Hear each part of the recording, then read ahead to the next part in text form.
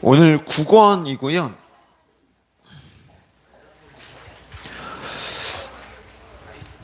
예, 9권은 이제 아우구스티누스가 이제 지난 8권, 7권, 8권 통해서 이제 악한 영들 이 어떤 식으로 작용을 이제 하고 왜 인간들이 그것들에 대해서 이제 신으로 이제 섬기고 있느냐라고 하는 부분에 대해서 이야기를 했는데, 그 부분에 대해서 이제 왜 이 마귀, 이제 뒤에 나오겠지만 이제 다이몬이라고 하는 이 마귀들에 대해서 어떤 방식으로 이제 플라톤주의자들이 이야기를 하고 있고, 그것들이 어떻게 잘못되었는지, 그리고 우리는 그러면 어떤 방식으로 이해를 해야 되는지, 그리고 그것이 어떻게 그리스도로 이어지는지까지 오늘은 한번 생각해 보도록 할 거고요. 이제 그 아우구스티누스는 이제 그 우리가 흔히 성경에서 말하는 마귀라는 거에 대해서 다이몬이라고 이제 이야기를 하는데, 이게 곧 이제 헬라어로 이제 모든 종류의 영혼이라고 하고요. 그 이제 고대 뭐 헬레니즘에 우리가 흔히 잘 아는 그 그리스 로마 신화에 나오는 이제 뭐 그런 이제 안에도 포함이 되어 있는 이제 그런 인간과 신들 중간에 위치한 뭐 혹은 죽은 영웅의 영혼 등을 가리키는데, 영어로는 이제 데빌이라고 부르고 한국어로는 이제 귀신, 뭐 악령, 정령 등으로 해석할 수가 있습니다. 그래서 이게 그 플라톤주의자 아펠리우스라는 사람이 이제 말하는 이 다이몬이라는 특징에 있어서, 이제 본성은 생물적이고 정신에 있어서는 이성적이며 혼에 있어서는 감정에 종속되어 있으며 육체에 있어서는 공중에 위치하며 지속성에 있어서는 영원한 존재들이라고 말을 합니다. 그리고 말은 어려운데, 그러니까 일부는 신의 영역에, 일부는 인간의 영역에 포함되어 있다라는 존재라는 거예요. 그러니까 이게 왜 그런 존재인지는 뒤에서 말씀을 드릴 텐데, 그러니까 이 다이몬들이 하는 역할이 뭐냐면, 그러니까 이 아우구스티누스 시대의 사람들은 신을 선하다고 생각했던 사람들, 그러니까 절대 신이 있다고 말씀드렸잖아요. 그러니까 뭐 이제 로마에서는 이제 유티누스 같은, 그 뭐 이제 흔히 말하는 그 그리스 로마 신에서는 제우스 같은 그런 이제 절대적인 신들, 어떤 이제 플라톤주의에 말하는 신은 이제 또 초월적인 이데아 같은 그런 초월적인 신들이 있는데, 초월적인 존재가 있는데, 그 초월적인 존재는 악한 일을 만들 수가 없어요. 악할 수가 없기 때문에 인간 사이에 일어나는 이 부정적인 사건들이 발생을 할 때 부정적인 것들은 신이 행할 수가 없기 때문에, 그럼 이 일은 왜 발생하지? 라고 했을 때의 그 원인을 신이 아닌 마귀에게로 돌리는 겁니다. 그래서 이제 그런 부분에 있어서 이제 사실 초월적인, 우리가 지난주에도 플라톤주의에 대해서 배우면서 이제 여러분들께 말씀드렸지만, 이데아라는 것, 초월적인 것들은 인간 세상에 직접 관여하지를 않아요. 그래서 신들은 사실 인간 세상에 직접 관여하지 않습니다. 그러니까 신이 어떤 신도 인간과 직접 교제할 수 없다고 생각하기 때문에 귀신들, 그러니까 마귀라고 불리는 귀신들이 인간이 신에게 드리는 기도를 가지고 올라가고 신에게로, 그리고 신은 이제 그 신의 선물을 이 귀신들이 인간들에게로 가지고 돌아오는 중재자의 위치를 차지하고 있다는 거예요. 그러니까 제가 아까 말씀드렸듯이 반은 신의 영역에, 반은 인간의 영역에 발을 걸치고 있는 존재로서 마귀를 설명한 이유가 여기 있는 거예요. 그러니까 그러니까 인간들이 어떤 필요를 신에게 요구할 때 그 요구를 이 마귀들이 가지고 올라가는 거고, 그리고 그 인간들에게 신이 선물을 내려줄 때에 그 중재자의 그 위치를 가지고 인간에게로 그 선물을 가지고 내려오는 겁니다. 그래서 이제 플라톤주의자들에 따르면 신들은 천상에서 영원한 지복 혹은 영원을 향유하고 있고, 그러니까 무슨 말이냐면 그 초월적인 존재이기 때문에 그 초월적인 영역에서 자신만의 어떤 영원한 행복, 지복을 누리고 있는 거예요. 그리고 인간들은 가멸적인, 그러니까 멸망 받는 것이 마땅한, 그러니까 죽는 것이 마땅한 그런 비참함을 가지고 땅의 최하층에 놓여 있는, 그러니까 신과 인간이 이렇게 구별되어 있는 거죠. 근데 마귀는 이런 양측의 특성을 일부 차용해서 중간, 그러니까 신과 인간의 중간에 위치해 있다라는 겁니다. 이게 이제 플라톤주의자들이 이야기하고 있는 거예요.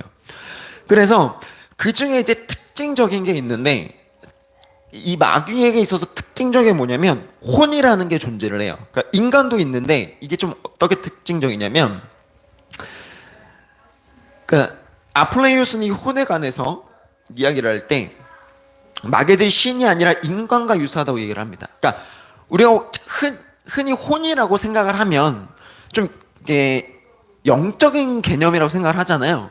근데 이 아플레이오스라는 사람은 혼에 대해서 신이 아니라, 그러니까 어떤 영적인 존재인 신이 아니라 인간과 유사하다고 얘기를 합니다. 그래서 이제 혼이라는 걸 국어사전에 보면 사람의 몸 안에서 몸과 정신을 다스린다라는 비물질적인 것이라고 이제 정의를 내리고 있는데, 그러니까 마귀의 혼이 왜 아플레이오스는 마귀가 가지고 있는 혼이 인간과 유사하다고 설명을 하냐면, 마귀의 혼이 영적인 존재인 신과 동일하게 되면 이 마귀라는 존재가 한없이 높아져 간다는 거예요. 그러니까 그러면 어떻게 돼요? 그 마귀도 높아져서 어떤 영적인 차원에 들어가게 되면 이 마귀가 인간에게 접근할 수 있는, 인간과 접촉할 수 있는 접촉점이 없어지는 겁니다. 그럼 어떻게 되는 거예요? 마귀도 영적인 존재에 들어가면 인간을 대변할 만한 어떤 다른 존재가 또 필요하게 되는 거예요. 그러니까 이 아플레이오스는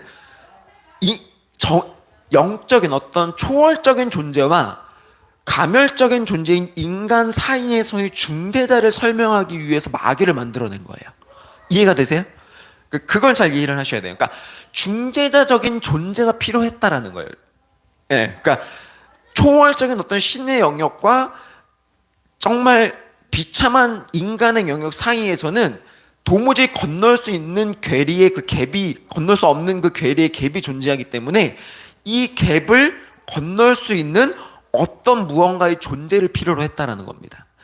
그런데 아우구스티누스는 이 마귀에 대해서 신의 영원성을 닮아 항구적 육신을 가지고 있으나 인간과 같은 비참한 혼을 지닌 존재, 그러니까 이게 존재하고 있다는 얘기가 아니에요. 이런 존재가 이 아펠레우스의 이야기에 따르면, 이제 아우구스티누스가 그걸 본인이 이해한 바에 따르면 마귀라는 것은, 아펠레우스는 마귀라는 것은 신의 영원성을 닮아 항구적인 육신을 가지고 있으나 인간과 같은 비참한 혼을 지닌 존재라고 설명을 합니다. 이게 왜 존재할 수 없는지를 제가 이따가 뒤에 설명을 드릴 거예요. 그래서 이 귀신, 혼을 가지고 있는 이 귀신이라는 존재에 대해서 인간은 그럼 어떻게 받아들이고 있느냐를 생각해 봤을 때 이제 그게 바로 샤머니즘인 거예요. 자, 여러분 잘 아시죠? 샤머니즘. 자, 우리나라 말로 뭐라고 하냐면 무술이라고 부릅니다.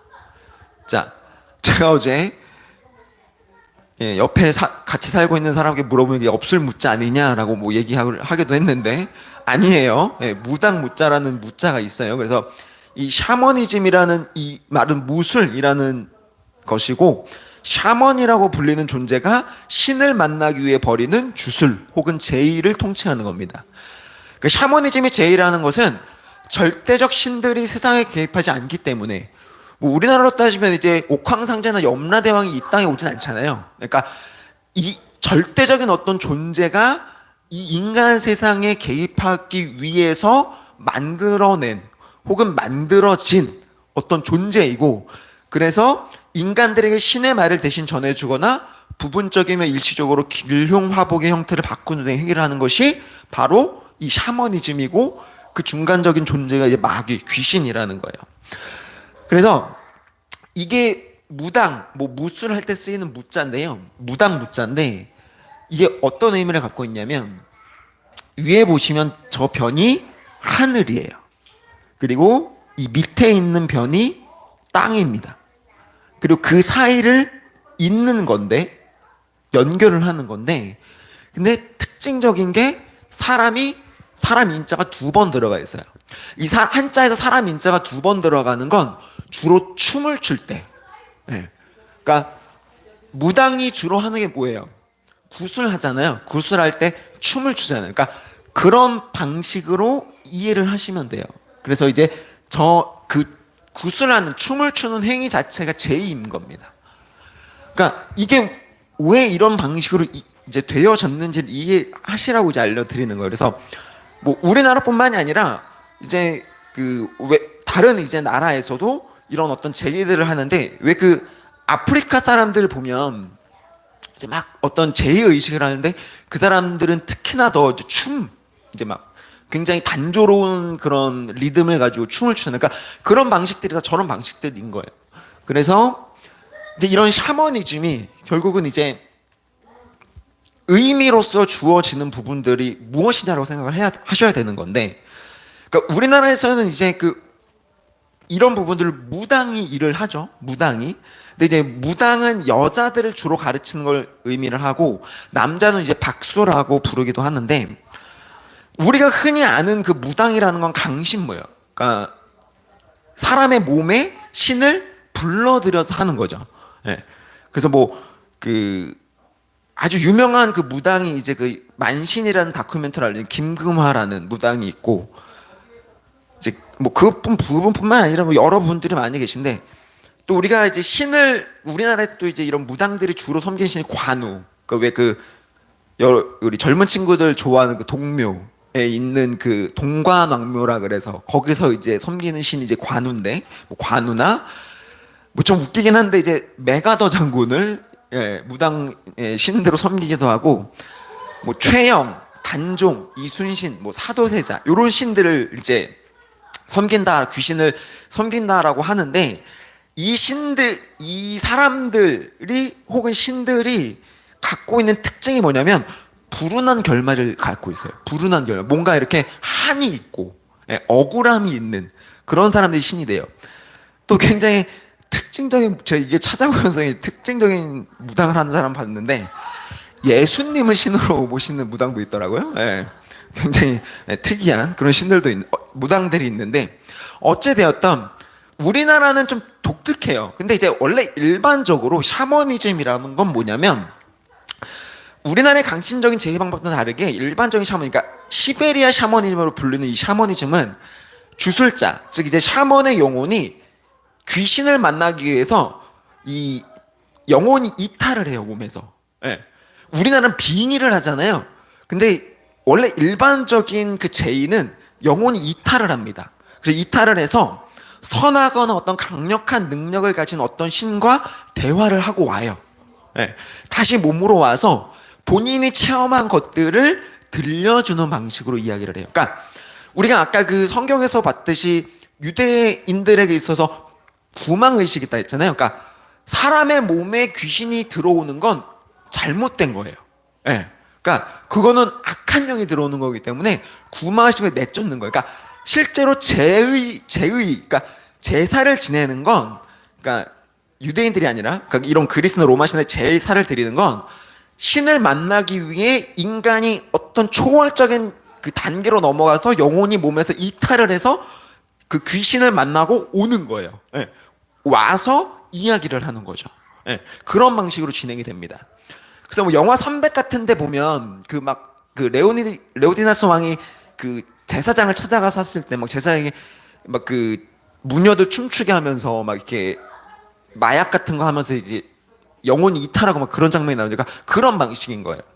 그러니까 이 제의라는 것 자체가 가지고 있는 의미가 사람이 이제 귀신을 만나기 위한 방식인 거거든요. 귀신을 그러니까 어쨌든 강신이 됐던 뭐 이탈을 하던 사람이 어쨌든 귀신을 만나기 위한 방식으로서 이 제의를 사용하는 거고 그래서 아우구스티누스는 그래서 마귀에 대하여 뭘 이야기하냐면 그러니까 아까 말씀드렸죠?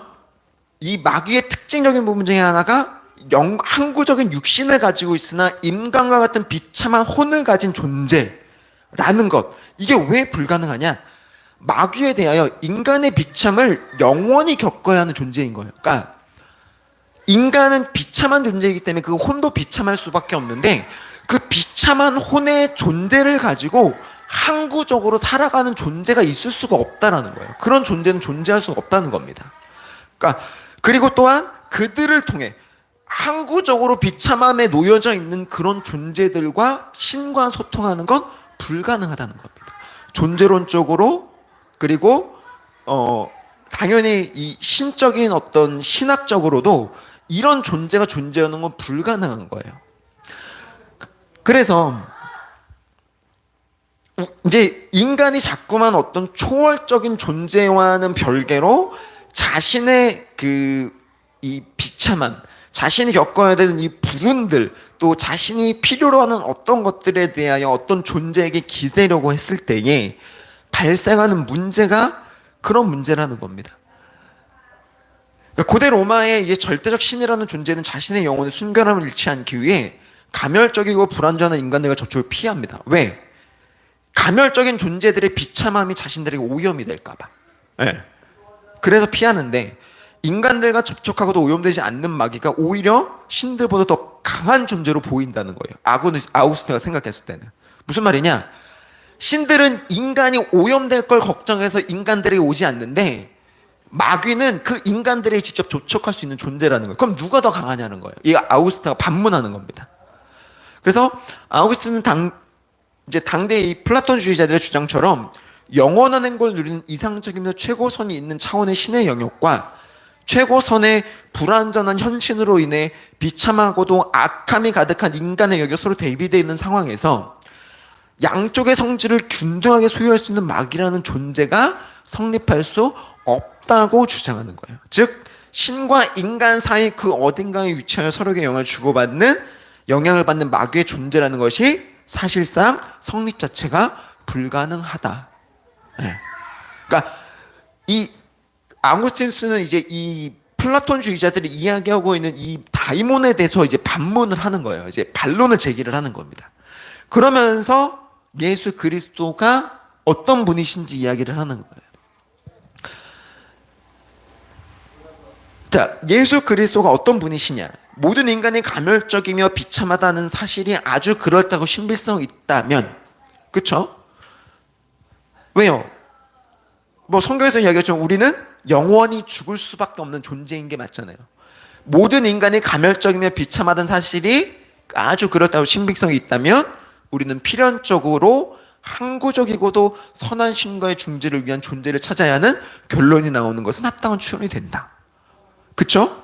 우리가 영원히 이제 우리가 죽을 수밖에 없는, 멸망할 수밖에 없는 존재라는 사실에서부터 우리는 항구적이고도 선한 신과의 중재를 위한 어떤 존재가 필요하다는 건 맞다는 거예요. 맞는데 그걸 누구에게서 찾을 것이냐라고 했을 때, 이런 차원에서 우선 신이 인간과 직접 조청하는 것이 가장 확실한 방법이며, 그렇죠? 네. 가장 강력한 신이 인간과 접촉하는 게 사실 맞잖아요. 대리인으로 주는 것이 아니라 가장 강력하고도 가장 능력이 있는 신이 인간과 접촉하는 것이 확실한 방법이고, 중재자라는 존재는 인간은 신의 영역에 들어가는 것이 불가능하기 때문에 신이 인간의 영역으로 오는 것만이 가능한 게 맞죠. 그렇죠? 또한 자신의 복된 죽음을 통하여 인간들을 가멸적인, 멸망당할 수밖에 없는 비참함으로부터 복된 불멸성으로 인도할 수 있으며, 무슨 말이에요? 신만이 그 멸망당하는 인간의 존재를 다시 불멸의 존재로 바꿀 수 있다는 거예요. 신만이. 그 존재가 계속적으로 죽음의 상태에 있어서는 안 된다는 세 가지 조건이 요구된다. 자, 이걸 다시 설명을 드리면, 첫 번째, 인간이 신을 만나기 위한 가장 확실한 방법이 뭐예요? 신이 이 땅 가운데 오는 거예요. 두 번째, 자, 인간은 죽을 수밖에 없는 존재이기 때문에 인간이 영원히 살기 위한, 영원한 행복을 누리기 위해서 어떻게 해야 돼요? 신이 그 일을 해야 된다는 거예요. 신이. 그리고 이 영원히 죽을 수밖에 없는 상태에 있어서는 안 돼요. 그 신도. 그쵸? 이 세 가지 조건이 있다라는 거예요. 그래서 이걸 위해서 그래서 예수님이 뭘 하신 거예요? 첫 번째, 성육신 하셨죠. 두 번째 뭐 하신 거예요? 십자가에서 죽으신 겁니다. 그리고 세 번째가 뭐예요? 부활하신 거예요. 자, 왜 성육신 하셨어요? 우리가 하나님의 나라에 지금 우리의 몸으로는 갈 수가 없기 때문에. 두 번째, 왜 예수님께서 십자가를 지셨어요? 인간의 가장 비참한 상태인 죄의 값을 해결하시기 위해서. 세 번째가 뭐예요? 이제 그 존재가 죽으면 안 되잖아요. 그렇죠? 그분은 영원히 사셔야 돼요. 왜? 그래야 우리도 영원히 살 수 있는 존재가 되기 때문에. 그래서 뭐 하신 거예요? 예수님이 부활하신 거예요. 이걸 설명하는 겁니다. 이걸. 이해가 되세요? 그러니까 왜 예수님이 완전한 중재자이신가에 대해서 이 아우구스티누스는 이 로마 당시에 이 다이몬이라고 설명되는 이 마귀들이 존재하는 것이 아니라 실제 진정한 중재자가 누구냐라는 걸 반문하고 그거에 대해서 결과를 내놓는 거예요. 그래서 하나님과 인간 사이의 중보자는 일시적인 죽음을 당한 동시에 영원한 복을 누림으로써 일시적인 걸 통해서 죽을 운명을 지닌 존재들과 자신을 일키시켰으며, 무슨 말이에요? 에베소서에도 말을 하죠. 우리가 예수님께 감추임받은 존재가 되는 게 뭐 때문인 거예요? 예수님께서 십자가에 달려 죽으심으로 우리 죄를 대신 지시고 우리가 그것을 믿음으로 말미암아 우리가 예수님의 영광 가운데 참여하게 되는 거거든요.